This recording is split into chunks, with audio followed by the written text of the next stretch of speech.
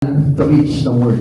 Yan. So, dyan pa nang papasok na. Ako ba nga isa sa kapatiba ko dito sa plano ng Diyos na ito? Ako ba yung isa dito sa mga bagay na ito, na plano ng Diyos? Ngayon, tingnan natin mga kapatid sa Panginoon. O, umpisahan ko muna kayo. Tatanungin ko kayo, hindi ba every one of us here was being reached already by God? Inabot na tayo ng Panginoon. Amen. Amen. Ikaw, inabot ka na ng Lord kung bakit ka nandito ka. So meaning, sa pagkakaabot sa iyo ng Panginoon, hindi naman po yan selfish things na, thank you Lord, inabot mo na ako, niligtas mo ko. Hindi lamang po ganong kasalian. Halimbawa, let's say, tumakbo ka ng as a politician, tumakbo ka ngayong eleksyon. Yung pagtakbo mo, naihalal ka, at pagkatapos mong mahalal, anong gagawin mo? Uupo ka na lang ba? So, hindi. So, meron ka mga tungkulin ngayon na responsibilities as a newly elected politician. Amen. So, sa madaling salita, ikaw mismo meron ka ng tungkulin. Ngayon, ang isang Kristiyano, being rich and saved by the Lord, meron na rin po tayong responsibility. At meron na po tayong purpose kung bakit tayo po ay nagpapatuloy ngayon sa Panginoon. Amen. At yung purpose na yun is not to only attending the church, hindi lang para tayo'y umattend o mag-gather ng karunungan pagdating sa ating Panginoon. Okay, example muna natin ito para magkaroon po kayo ng mamamaya, naguguluhan po kayo kung ano po ito eh. Una-una, makita natin that God's great plan is to reach the world. So, ang idea po dito ganito. Being one with Christ, kailangan kaisa ka dyan. Amen. Okay. Jesus instructed His disciple to evangelize the world. Tama po ba? Amen. Nung bago pa pumalik, ito po si Jesus, anong tagubilin niya po doon sa kanyang mga alagad? Go and teach all nation. Matthew 28 verse 18 to 20. Pinagkaloob na sa kanyang lahat ng kapangyarihan sa langit at sa lupa. Umayo kayo, gawin ninyong alagad ko ang lahat ng bansa. Turuan ninyo silang sumunod sa lahat ng pinagutos ko. Tandaan ninyo, bautismo ninyo sila sa ngalan ng Ama, ng Anak, ng Diyos, Espiritu Santo. Turuan ninyo silang sumunod sa pinagutos ko. Tandaan ninyo, ako'y laging sa inyo hanggang sa katapusan ng mundo. So, ibig sabihin po niyan, this is the first command that we need to obey in the Lord. Amen. Obedient is better. Amen. Pero, it can be worse kung hindi po natin susundin. Amen. Now, ano pa po sabi sa atin ng Lord? Mark chapter 16 verse 15, go ye into all the world. Diba? Amen. Ipahayag natin sa buong mundo ang salita ng Diyos, ang mabuting balita. So, ito po yung napakahalaga. Now, tayo po bilang tinawag ng Panginoon, isa rin po ito sa bagay na dapat nating gawin. Isa rin po ito sa dapat nating sundin. Isa rin po ito sa dapat po natin na matutunan. Not only to attending church. Ulitin ko po sa inyo, sabihin mo sa katabi mo, hindi lang para umatin o dumalo ng gawain. Hindi lang para umaten o dumalo ng gawain. Yan. So, malimit, ganito po ang kalagayan po natin. So, wala po akong pinapatamaan dito.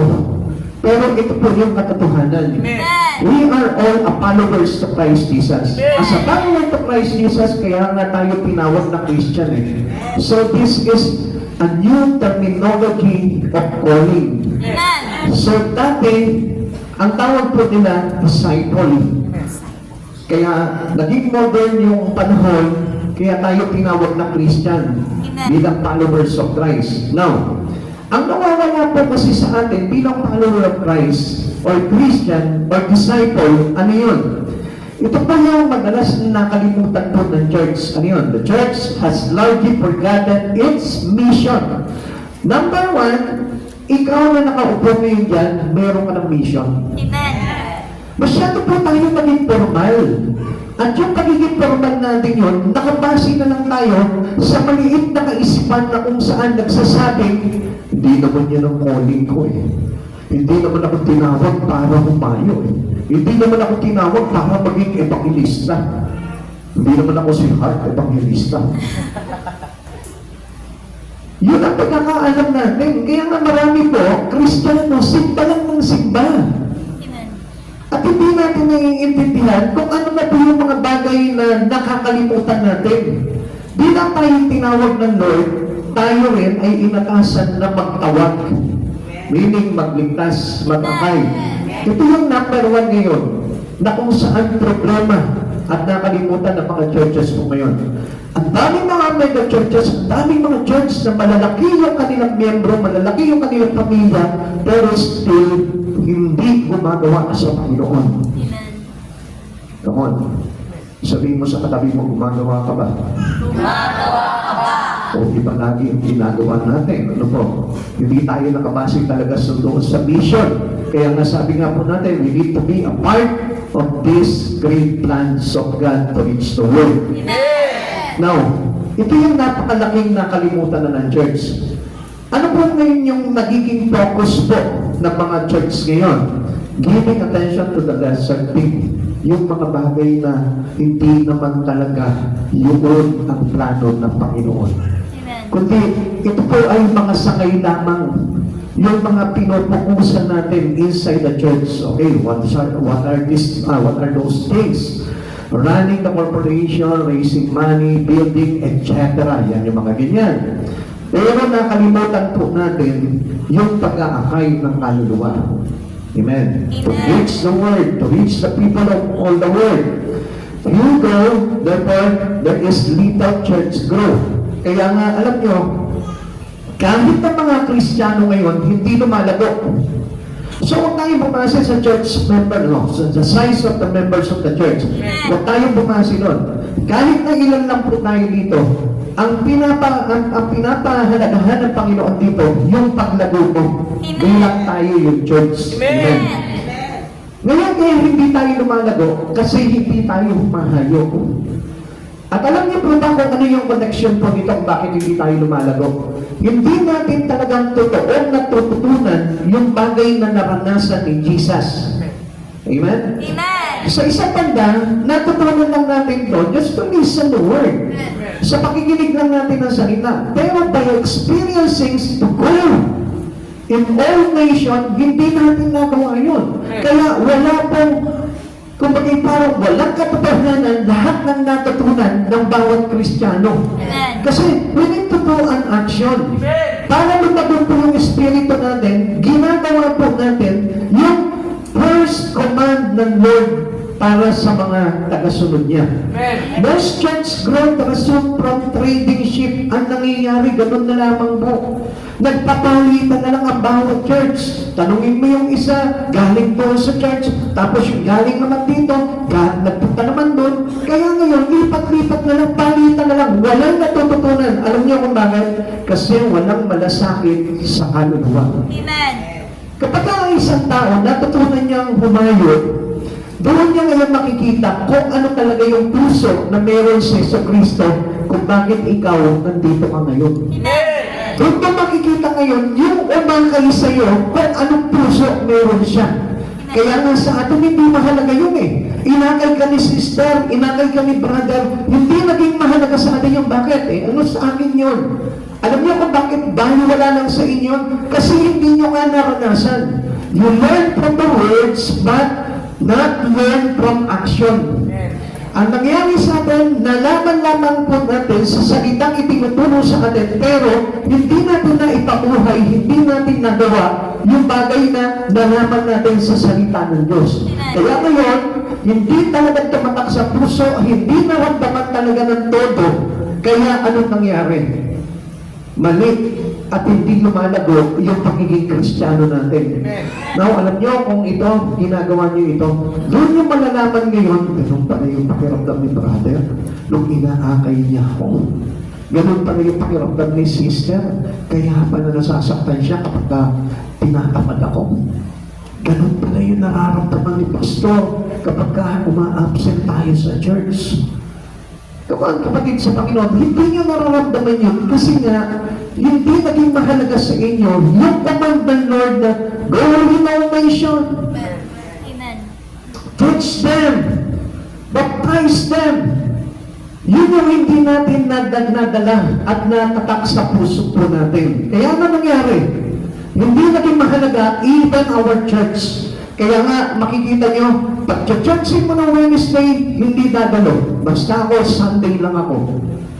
Kasi hindi nila alam yung sakripisyo ng isang Jesus Christ para sa bawat isa sa atin. Hindi nila alam kung ano yung ginawa ni Jesus Christ, kaya baliwala lang din sa kanila yung mga paanyayang anak ng Panginoon sa kanila. Amen. Amen. Amen. Okay, tignan po natin. We must get back to God's plan to reach the world. Kailangan tayo makabalik tayo dyan. Kailangan tayo maging kaisa tayo dyan. Hindi po pwedeng Kristiyano ka, born again ka, nagsisimba ka, pero hindi mo ginagawa yung plano ng Diyos, yung dakilang plano ng Diyos na abutin yung mga tao sa buong mundo. Let us look on the parts of God's plan to reach the world. May mga sangay po ito. May mga part po itong bagay na ito na sinabi ng Panginoon po sa atin na nakaayon po dito sa kanilang binasa natin sa verse 6. Yaong mga nagsihayong dalay pinhit na nanangis ay aawit ng may dala ani pagbalik.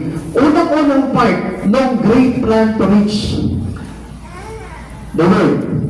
The first part of God's plan is going. Less of the Christians today are going. Kukunti, iilan, o minsan wala pa ang humahayo. Sabi po dito, he that goeth, sabi po dito, yaong mga nagsisihayo. Now, kapatid sa Panginoon, this is the reason why God sometimes didn't know us. Bakit? Kasi hindi tayo nagiging parte ng ginagawa niya. Ng napakahalagang gawain at plano ng Diyos dito sa mundong ito. Amen. Tignan niyo mga kapatid sa Panginoon. Kapag yung boss mo, halimbawa nagtatrabaho ka, kapag yung boss mo, nakita niya na masipag ka, kilala ka at magiging close sa yung boss mo. Amen. It is the same thing with a Christian.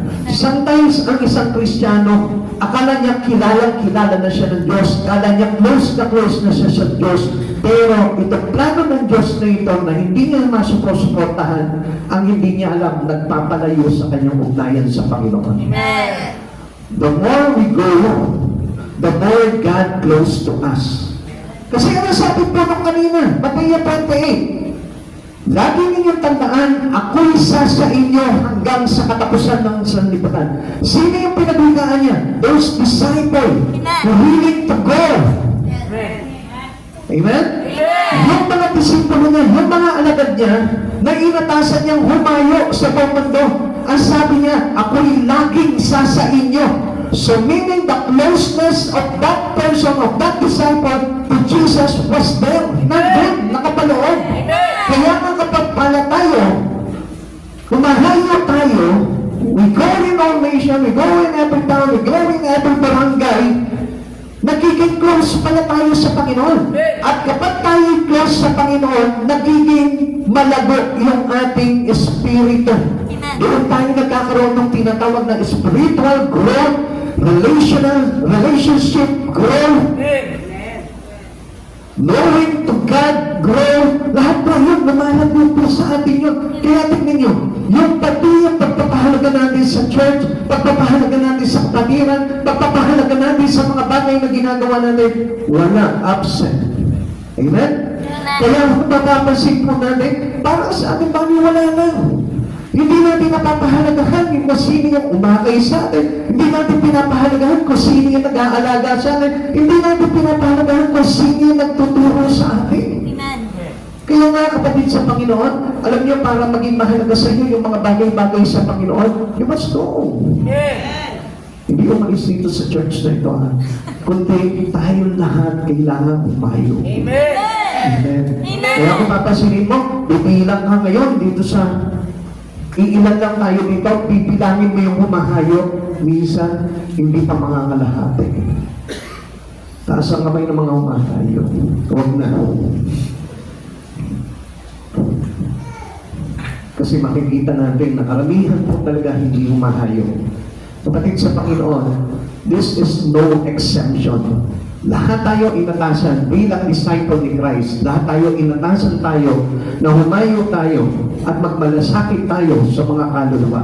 Sabi po ng Mateo, ang awit 126 verse 6, silang mga nagsihayong dalay binhit na nanangis ay aawit na may galak, dalay, ani, pagbalik. Ang sabi dito, silang nagsisihayo. So kung titingnan po natin, napakahalagang bagay po nito.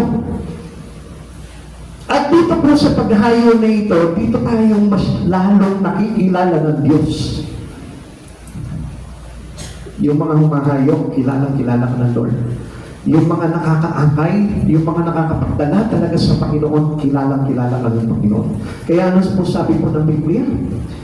Kapag tayo po ay nagpapanumbalik, para tayo maninilatala sa kalangitan, ibig sabihin, we are always the center of God's eye. Amen. Kita-kita tayo ng Diyos. Nagliliwanag tayo. Kaya nga, kapatid sa Panginoon, let us break our attitude na okay na nakapag-church ako.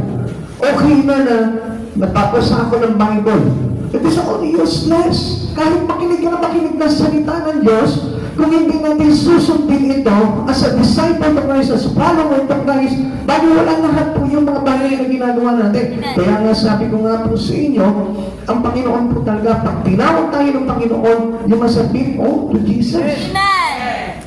Kaya hindi tayo makagawa sa Panginoon kasi nahihirapan po tayo na gawin itong mga bagay nito. Pero, hindi po ito mahirap if you have the Holy Spirit in you. Amen. Lahat ng bagay dumadali kapag mayroon kang banal na Espiritu.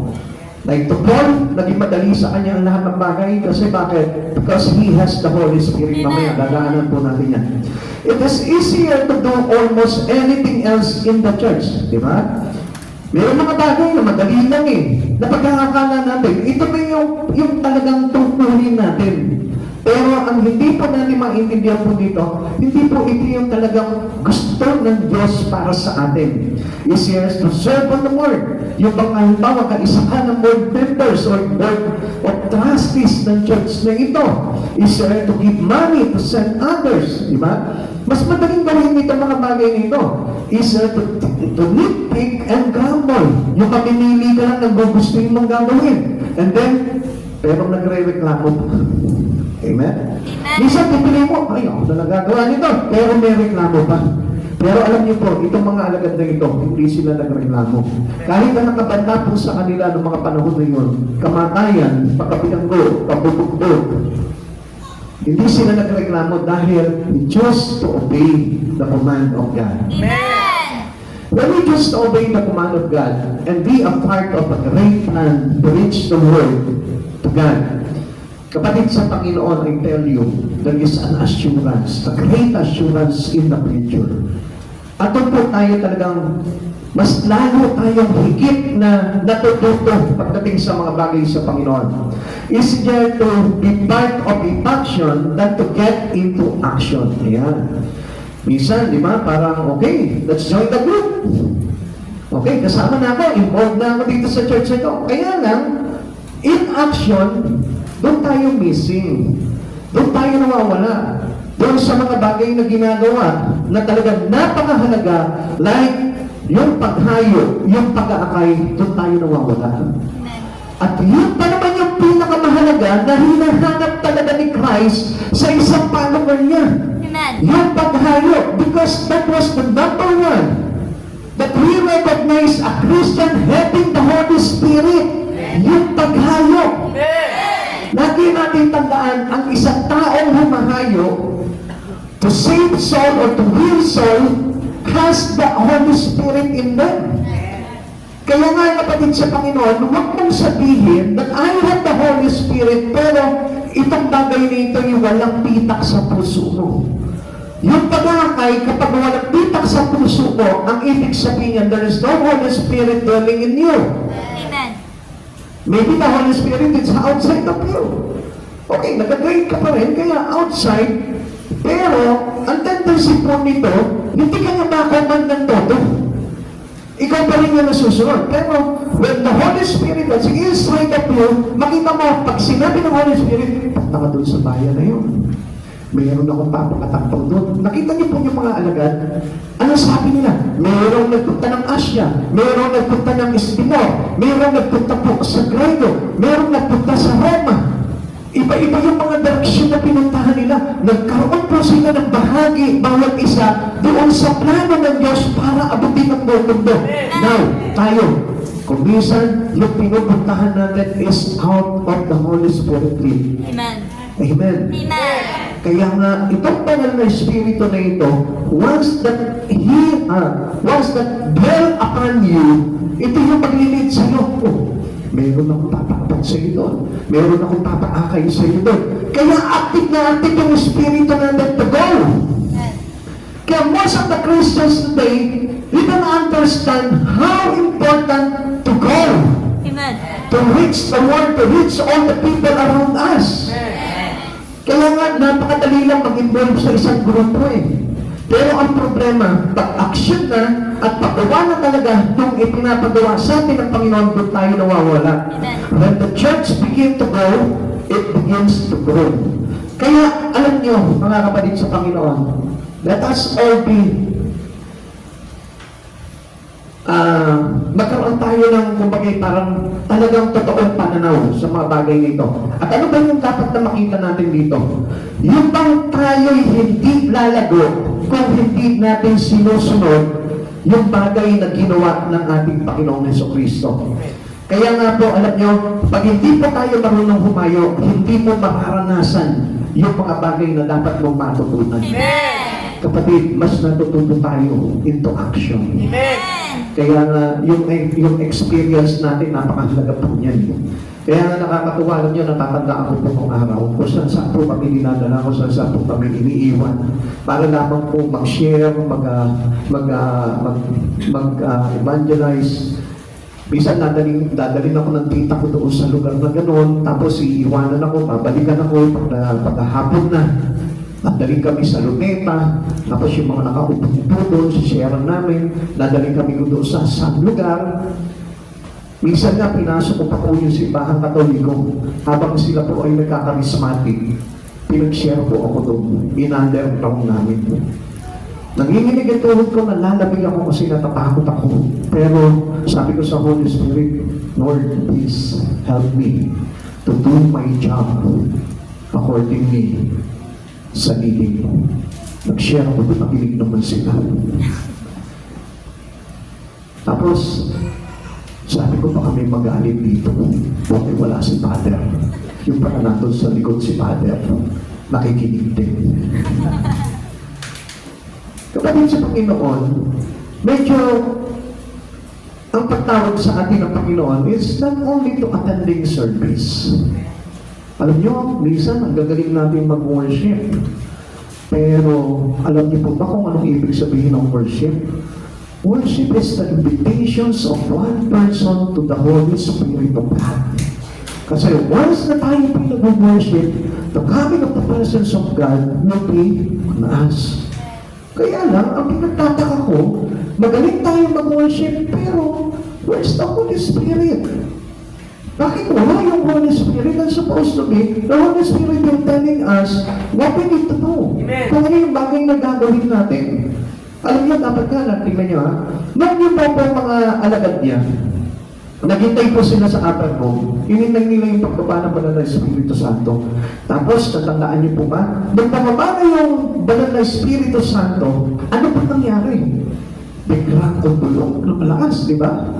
Tapos yung binataan sila isa-isa ng mga dilang apoy.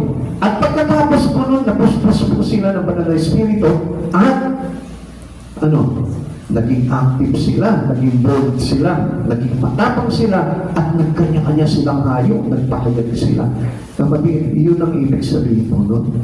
When we worship to God, the presence of God will be dwell upon us, bababa sa atin, it will pour out to us, and then yun yung maglilid sa atin. Ikaw, doon ka sa Roma, ikaw doon ka sa Grego, ikaw doon ka sa Asia, ikaw doon ka sa mga Gentil. Pero kung papasingin natin, ang tagal na natin nag-worship. Something wrong. Kasi kung matagal na tayong Kristiyano, and we claim that we are a born-again Christian, pero hindi tayo nag-aakay, there's something wrong. A big wrong in you.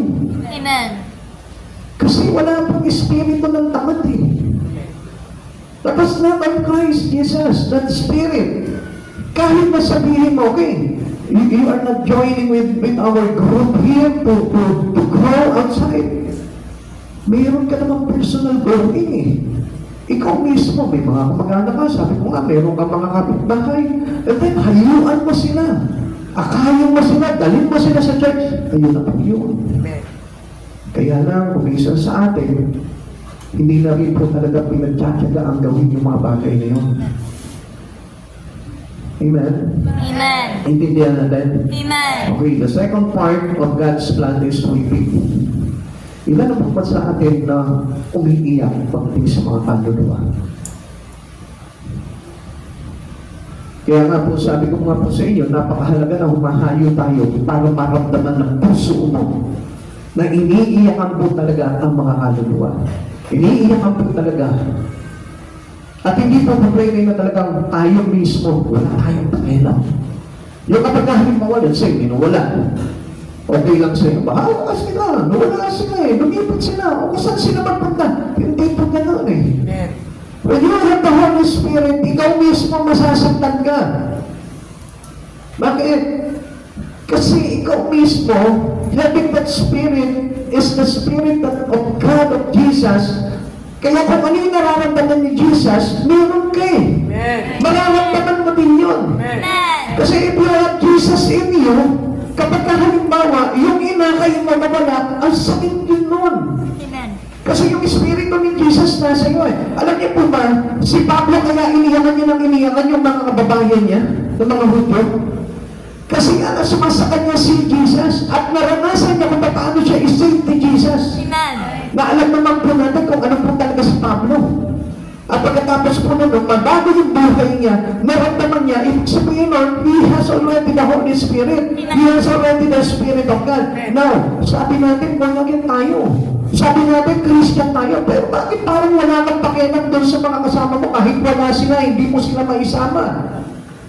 Amen. Minsan may sinasama ka na Sunday, pero Wednesday, hindi mo masama. Minsan may inakay ka na, pero nang nawala, wala ka na rin. Kapatid sa Panginoon, this time, kailangan, if you have the real Spirit of God, kailangan, kung ano yung nararamdaman ni Jesus, yun po yung maramdaman mo. Amen. Kung nasasaktan siya sa pagkawala mo, kailangan ikaw rin masaktan ka doon sa mga kapatid mo na wala rin. Amen. Naiintindihan niyo ba? Amen. Pero how come, saan tayo kumuha ng Espiritu as a Christian na hindi tayo nasasaktan kapag wala tayo naaakay? Parang hindi tayo nasasaktan kapag blanco-blanco yung mga upuan natin. Kapag wala dito yung anak mo, kapag wala dito yung tatay mo, kapag wala dito yung kamag-anak mo. Bakit hindi tayo nasasaktan doon? If you truly have the Holy Spirit, you will. Iiyakan mo yung mga bagay na yun. At alam niyo po ba, ang sarap nga po sa harap-harapan nila, umiiyak ka eh. Kasi concerned ako sa kaluluwa mo. Ayoko mapahama ka. How many of us here? Meron po sa gano'n. Maaaring i-claim natin, gano'n tayo. Pero ang totoo, nasasaktan ka ba na wala kang katabi ngayon? Nasasaktan ka ba na hindi mo nakikita yung kapatid natin ngayon dito? Nakikita mo lang siya pag linggo. Kaya nga, alam niyo, hindi mahalaga sa kanila yung mga bagay ngayon eh. Kasi, he has no Spirit of Christ in them. Wala eh. Ibang espiritu eh. Espiritu na magiging makasarili.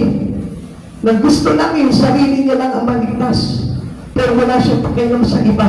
Kaya nga mga kapatid sa Panginoon, ang sabi sa atin, go forth and weep. Sila nagsisihayong the light and hate, tumatangis. Yung totoo lang, ikaw ba may iniyakan ka na? Sino yung boyfriend mo? Yung asawa mo na lagi kang binubugbog? Yung asawa mo na hindi ka binibigyan ng pera? Yung anak mo na matigas ang ulo? Maaaring doon umiiyak tayo bilang mga magulang. Pero, bilang mga alagad ni Yeso Cristo, iniyakan mo na ba yung kapitbahay mo na hindi mo madala-dala sa Panginoon? Yun yung katotohanan eh. Ang dami sa atin, alam niyo, ang dami mga Kristiyano, nagpapatkap sila na malalalim sa Panginoon pero hindi nila magawa itong bagay nito. Ang kalaliman sa Panginoon ay kalaliman ng ugnayan natin kay Yeso Cristo dahil kung ano ang nararamdaman ng Diyos, nararamdaman natin. Sapagkat kung ano yung nararamdaman mo, nararamdaman ng Diyos. Kung nasasaktan ka, kung nag-grieve ang Espiritu mo, nag-grieve rin si Jesus. Kung nahahabag ka, nahahabag din ng Panginoon. Kaya nga mga kapatid sa Panginoon, this is a real Christian. Ito yung mga alagad na tumanggap talaga ng banal na Espiritu ng Diyos. Kaya nga nakakalungkot eh, kapag iniisip mo na until now, wala pa rin yung mga Sunday Christian. Hindi pa rin natin makita dito.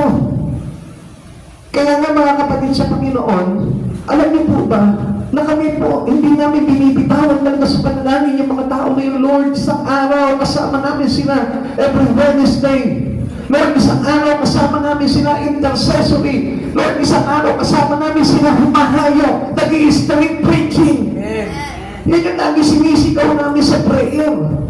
And even in my personal prayer, lagi ko pong sinasabi talaga sa Panginoon niya, Lord, si ganito, Lord, gusto ko maranasan niya rin yung mga bagay na naranasan mo. Yan yung nawawala sa atin eh. Kaya nga mga kapatid sa Panginoon, tayo kuminsan, para lang tayong happy-go-lucky Christian lang eh. Masaya lang kapag nakakapag-church. Masaya lang kapag halimbawa may nagawang contact pagdating sa Panginoon. Pero hindi nagpapagal pagdating sa kaluluwa.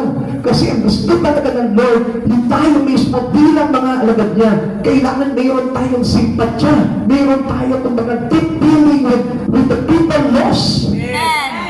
Yung mayroon tayong ganun kapatid sa Panginoon. Eh minsan nga, tingnan niyo mga kapatid sa Panginoon. To be honest with you, yun yung katabi mo ngayon eh. Halos hindi mo siya maituring na kapatid eh. Halos hindi mo siya maituring na hindi na talaga iba sa'yo eh. Minsan nga, namimili lang tayo eh. Now, tell me if you have Holy Spirit already. Yung minsan nga, naiinis ka pa sa kanya eh. Kung pwede nga lang mo, wala na siya doon sa tabi mo every Sunday, every Wednesday, gustuhin na pa eh. Now, that is not the Spirit of Christ Jesus. Ang Espiritu ni Jesus, iniiyakan ang kaluluwa. Nasasaktan at gagalamhati kapag hindi niya nakikita yung isang mananampalataya na tinawag at tiniligtas ni Jesus, nawawala. Amen. Yun po yung talagang totoo na na-receive talaga niya si Jesus sa buhay niya. Most do not go because they do not care. Walang malasakit. Genuine concern for soul is needed. Yun talagang totoo pagmamalasakit para sa kaluluwa. Yun ang kailangan natin. Isa sinasabi natin eh. Alam niyo, marami akong mga nakakausap ng mga Kristiyano. Sinasabi nila, I am involved in the ministry in other church. Oh, talaga, hindi. Pero hindi mo maramdaman sa kanya. Alam niyo kung bakit? Because I discern it. Bilang lingkod ng Diyos, alam na alam ko agad kung sino yung mayroon talagang malasakit sa puso pagdating sa pag-aakay. Huwag mo sabihin, invert ka into music ministry, pero hindi na maramdaman talaga yung malasakit sa kaluluwa. You are nothing. Hindi ka totoo. Kaya we must learn into genuinity. Yung kapatahanan, yung talagang sure na talagang lingkod ka talaga ng Diyos. Hindi naman kailangan po dito yung perfect guy. Kundi ang tinitignan talaga ng Panginoon dito yung pagtutugya at yung marunong kang mahabag at magmalasakit sa isang kaluluwa na maibalik sa Panginoon. Amen. Tingnan nyo, ito po yung sinasabi ko sa inyo, those broken heart for soul. These are tears of the heart seeing the lost as God sees them. Kung paano nga, sabi ko nga po sa inyo, kung ano yung nararamdaman ng Panginoon, kung ano yung pagtingin ng Panginoon sa mga taong ganapa sa Kanya, di kumikilala sa Kanya, ganun din si Pablo. Nasasaktan siya para sa kanyang mga kababayang Hudyo. Nasasaktan siya doon sa mga tao na na-encounter niya, na nagpe-persecute sa Kanya dahil hindi nila alam kung ano yung bagay na ginagawa nila. Alam niyo po ba ito si Pablo, basag na basag ang puso niya pagdating sa kaluluwa. Kaya nga kanina tinatanong ko sa inyo dito, sino malambot ang puso? Nagtaas kayo malambot ang puso niyo. Sino ang umaakay ng kaluluwa? Wala namang pagtaas ng kamay. Pag malambot talaga ang puso mo, pag basag na basag talaga yung puso mo, ikaw mismo, meron kang malasakit na totoo pagdating sa mga kaluluwa wala pa sa Panginoon. Amen. Amen. Amen. Kung ano po yung pagtingin ng Diyos, ni Jesus, ganun yung pagtingin din ni Pablo. At ganun din po dapat ang pagtingin ng bawat isa sa atin. Amen. Kaya nga tingnan niyo kung minsan, nililisikan niyo ng matay yung pastor ninyo. Alam niyo kung bakit? Because you hate to hear that. You refuse to do that. Pero yun po yung talagang totoo dapat na sinasabi sa atin ng Panginoon. Kumayo kayo. Magligtas kayo. Be a part of my great plan. Pero ano tinatanggi po natin? Ayoko, I am really busy. Yun po yung lagi sinasabi natin. Pero alam niyo ba, ang hinihintay talaga ng Diyos sa buhay mo, yung maging totoo ka. Because you are here already, at isang hakbang na lang, totoo ka na eh. Amen. Unlike yung mga naliligaw, unlike yung wala pa sa Panginoon, ang laki pa ng dapat hakbangin po ng mga tao na yun para maging totoo talaga sila kay Jesus. Samantalang tayo, we are already listened, we have already our ministry to God, but yet, isang bagay na lang dapat yung gawin natin, yung pagpapakatotoo natin sa Panginoon. Amen. Yung nalaman po. Kaya nga mga kapatid sa Panginoon, gusto ko po na malaman po ninyo, dapat yung nararamdaman ni Jesus, nararamdaman mo na ngayon. Amen. Itong oras na ito, dapat alam mo na ito at naramdam mo na sa puso mo ito. Hindi pa yung, tayo pa po yung active sa pag-absent, tayo pa po yung active sa pag-late, tayo pa po yung active na nawawala ng gana. Come on, I am very sorry. Kung kayo man po yung meron pa pong attitude na gano'n.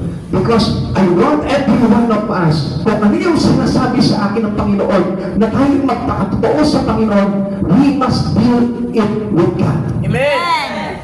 Kailangan, itilala natin sa Panginoon, Lord, yes, I am willing to be true. Gusto ko maging totoo ko sa iyo, Lord. And whatever this hindrances on me, break it in the name of my Lord for the lost soul. Ganun po dapat tayo eh. At hindi po tayo dapat nagagalit na kapag sinabi sa atin na totoo ka ba talaga, na pinagdududahan that you are doubted for your Christian life in God. Alam niya talagang doubted po talaga yun. Kapag ka tayo po mismo, walang malasakit sa kaluluwa. Alam niyo po ba na itong church na ito is how many years na tayo dito? 14 years na po tayo dito. Pero, ang Diyos, nakikita niya na napakaliit ng usap natin. No one? Because of lack of concern to his soul. Yun wala. Tignan mo, mga kapatid sa Panginoon, every one of us here, kung may puso talaga tayong katulad ng puso ni Jesus, bawat isa sa atin, every Wednesday, every Sunday, magsama lang ng isa, kamag-anak mo, kaibigan mo man lang, o kahit na sino na isa, hindi po ba napuno na itong church? Pero tignan nyo, pupunta tayo dito, yung pa rin sarili mo dala mo.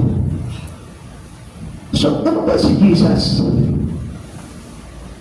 Jesus has a big concern for every people. Amen. May concern siya, may malasakit siya na maligtas ang kaluluwa ng tao. Buti sana kung ang Diyos natin tamad din humayo. Kaso hindi, napakasipag magligtas ng kaluluwa ng ating Diyos. Kaya kung sasabihin natin, I am for Christ Jesus, dapat masipag ka rin na akayin yung mga kamag-anak mo, kaibigan mo, kapitbahay mo, o kung sino mang madaanan mo dyan, inaakay mo dapat. Alam niyo nung araw, mga po ko sa tita ko. Kasi yung tita ko, hindi nawawalan po talaga yun ng mini-minister niya. Daily, araw-araw. Kung maniniwala kayo, yung tiyahin ko po yun. Inapandunan ng kanyang mga pamilya yun, ng kanyang mga anak, ng kanyang asawa. Pero alam nyo, nung time na gumalaw ang Panginoon sa kanya, lahat ng kayamanan ng kanyang biyaya napunta sa kanya. Bakit? Kasi nakita ng Lord na kapag tayo kaisa sa plano ng Diyos, dumadaloy ang pagpapala. Amen. Romans chapter 9 verse 1 to 3. Sa ngalan ni Kristo, ako'y nagsasabi ng totoo, hindi ako nagsisinungaling, ang aking buti ay nagpapatunay na totoo ang sinasabi ko, at saksi ko ang Espiritu Santo, matindi ang aking kalungkutan at di mapawi ang pagdaramdam ng aking puso dahil sa mga kalahi kong Hudyo. Mas mamatamising ko pang ako'y sumpain at mapahiwalay kay Kristo kung ito'y sa ikabubuti nila. Yun ang puso ni Jesus. Kaya nga iniwan niya yung langit. Kaya nga siya yung nagdusa. Kaya nga mayroong espiritu ni Pablo, si Jesus. Kaya nga kung papasinin natin, the same with Paul, dapat ganun din po tayo eh. Amen. Dapat nga po tayo, minsan nagdurugo yung puso natin kapag nakikita natin na nawawala yung mga tao pagdating sa Panginoon. Kahit na sino yan, kahit hindi mo kaano-ano yan, kahit hindi mo angkay yan. Basta if this is part of the family in God, dapat nasasaktan ka yan. Kahit inis ka pa dyan, kahit galit ka pa dyan, dapat maramdaman mo yung pagkahabag mo sa kaluluwa niya. Amen. Amen. Amen. At yan po yung katotohanan talaga. Hindi tayo Pentecostal, sabi nga po nung isang pastor eh. We are Pentecostal. Ibig sabihin, masaya tayo magpuni sa Panginoon, buhay na buhay yung Espiritu natin sa Panginoon. And that was really true. Amen. Hindi yan dapat natin talaga nagawin. And the third part is sowing. Kanina, we need to go. We need to win. Now, we need to sow. Mga kapatid sa Panginoon, ito yung third part ng God's plan is to sow. Very precious seed. Sabi ko dito, yaon nagsisihayong dalay binhi. So, how many of us has already the seed, the precious seed in their hand? Minsan, marami tayo, Kristiyano na tayo, pero wala naman sa kamay po yung seed na dapat na itanim. Kaya kung mapapansin natin, di ba, iba yung dala natin binhi. Minsan yung hindi yung binhi na maglalagay sa kanila sa kaligtasan, kundi binhi ng kapahamakan. We are a Christian, we are followers to Christ, we are disciples to Christ. Dapat always keep on your hand the precious seed that needed to sow in every people that you encounter. Sa lahat ng tao na ma-encounter mo, dapat lagi kang ready na dala-dala mo yung binhi na yun. Amen. Amen. Amen. Come on. Gusto ko na maging totoo po tayo. Sabi natin, totoong Kristiyano tayo eh. Pero bakit na dami natin nakakausap? Hindi mo man na masyaran. Hindi mo man na maangay sa church. Hindi mo man na mapilot. Alam niyo, sa 10, kung talagang mayroon tayong puso na totoo at malasakit sa kaluluwa, sa 10, mayroong isa dyan tutungkol sa iyo. Kaya lang kasi hindi makita sa atin yung katotohanan. Sometimes, alam niyo po ba, that the sowing seed that we are having in our hand, hindi po yung talagang precious seed, yung mahalagang pinhi. Ang dala-dala natin kung bakit hindi po tayo makapag-akay. Alam niyo po, Christian heart must be very precious seed. Dapat dito, nandito sa puso natin. Para in order that we need to share the words, meron agad tayo may share. May maitatanim para agad tayo. Kaya lang, kung isa, tingnan niyo, pansinin niyo, ang tagal na natin Kristiyano, ano yung share ko? Nakakaya naman. Baka mamaya, i-reject lang ako. Ano ba yung dapat sinishare kapag mayroon akong aakayin? Until now, hindi pa rin natin alam. Hello? Kaya nga, yun ang problema natin eh. Minsan, yung share lang ng bini, yung pagtatanim ng bini, yung parang inaayawan na natin eh. And how to have a compassion to a loss. Kung meron tayong takot na paghasik ng binhi. Alam niyo mga kapatid sa Panginoon, ako wala naman akong alam eh. Honestly, wala naman akong alam eh. Actually, hindi man po ako talaga katulad ng mga talagang mga teologian, yung mga talagang nag-aral, nagpakatulubhasa, pagdating sa words of God. Hindi naman po talaga ako ganun eh. Kaya lang, alam niyo po, pinangahawakan ko lamang po yung talagang pagiging alagad ng Diyos. Yung merong puso, merong malasakit pagdating sa pagtatangin sa mga kaluluwa. Amen. Amen. The same is the Word of God. Alam na alam po natin yan, lahat po tayo. Sabi po ng Luke chapter 8, verse 11. Ito ang kahulugan ng talinginaga, ang binhi ay ang salita ng Diyos. At alam niyo mga kapatid sa Panginoon, sinong Kristiyano ang walang mabuting binhi?